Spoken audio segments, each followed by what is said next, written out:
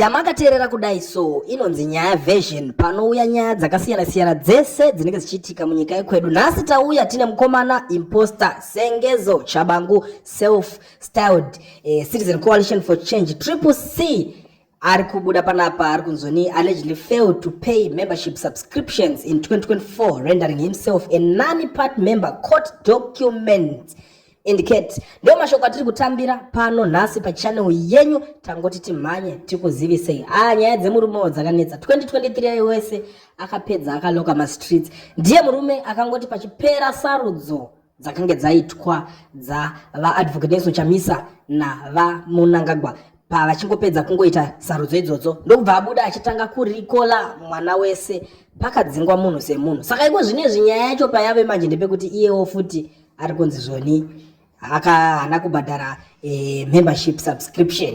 Ndo mashoko ari panapa atiri kutambira hama dzadiwa. Ende murume uyu akanga ari kunetsana nana Worship Nyube nechimwe chikwata chese chavakanga vari kungonetsana nacho.